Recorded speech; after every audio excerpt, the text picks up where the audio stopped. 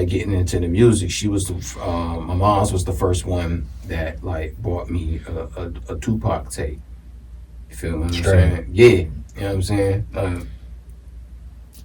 My grandmama, she ain't like that at all. She was like, "Oh, that cussing," woo, woo, woo. But my mom's was like, "This is just what kids like," you know what I mean? The different generations and times. Yeah, right. Yeah. But and I kind of wish, like God bless my grandmama's soul, but I'm pretty sure she would have gave a listen. She would have looked at what was going on in her era in Jim Crow, Alabama, and seen that connected with what Pac's content and message was. But neither here nor there.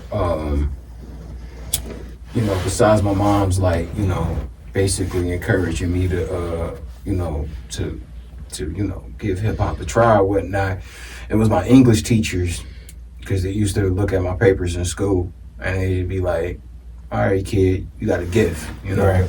And they do little stuff like enter me in writing competitions and stuff like that. Like I was like in school, I was like a brainiac rich kid, like what I'm saying, with the king like that, for performing arts and all that other good stuff. Yeah. Like it was the teachers and my mom that was always putting me in extracurricular activity to reinforce that. Like I took on a field trip to a creative writing course on Wayne State campus when I was like in middle school. That's dope. You feel what I'm saying? Dope. Like, and then just to be and that type of writer as a child, and for have adults look at that really, and they would feed into that really. So that go to my question, because I want to stop you right there. Mm-hmm. How does it feel to have your mother and the other supporting adult figures in your life speak life into your craft? Because a lot of the times, I'm gonna be honest, where parents really fall up is they try to force things on their children that's not their children. Right.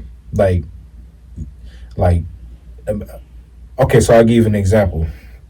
Maybe in your mom's time frame, if she would have went to your grandmother or your grandfather, would have been like, "I want to be a poet." What's the difference between a poet and a rapper? Not much of a difference. Not much of a difference because whatever you rapping about, you saying something from your own expression and how you feel. Right. So it's like, how did it feel for your mother to speak life into you like that, and the adult figures in your life to speak life into you in this way, to where it is, catapulted not only what comes out your mouth, but your creativity and the way you put words together?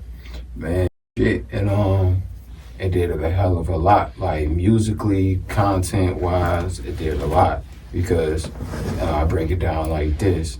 Like musically, yeah, my mom's was the one that bought me the Tupac tape, but it was the stuff that she was listening to that as a kid I attached on to, like Donna Summer, Supreme, like that added to the musicality. And as far as like, my teachers and, telling and them pushing me to like cultivate my craft more, it was the creative writing, or it was me reading Mark Twain, and it was me reading Langston Hughes and James Baldwin and also Richard Wright, that gave me like a real like heightened view on what it's like to actually write.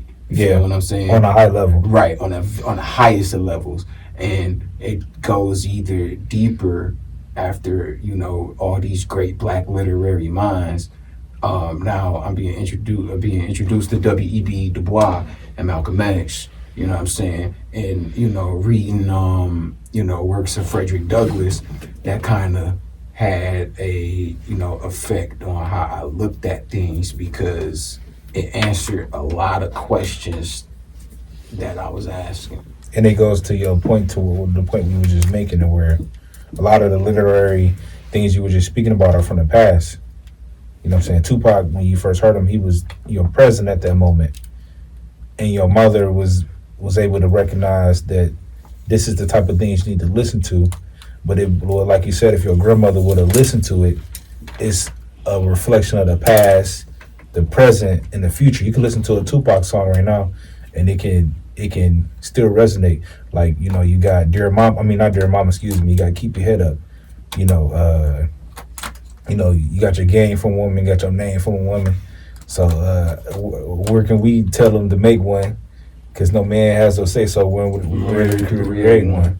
You know what I'm saying? We was just dealing with those type of situations last year, you know, with the whole, you know, voting thing and what we had to, we're not going to speak on the term, but we know what we're talking about. You know what I'm saying? With that, you know what I'm saying? A woman should have a choice to make whatever decision she wants to and educate herself in that right. Absolutely. And so to go back to what I was saying, his words still ring true. It still resonates. You know what I'm saying? Even his other songs, you know, like when he was talking about I see no changes, you know, so the whole political standpoint of our political structure is still the same from then to now. To live and die in LA. To live and die. So many people have lived and died in LA since then. You know what I'm saying? Like same circumstances, just with a twist.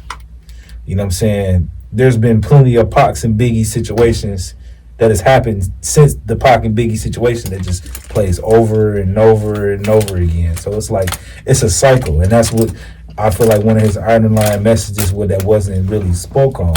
Because it's like, however you were saying, your underlying message is, it's like, you can only say so much right to the following ear.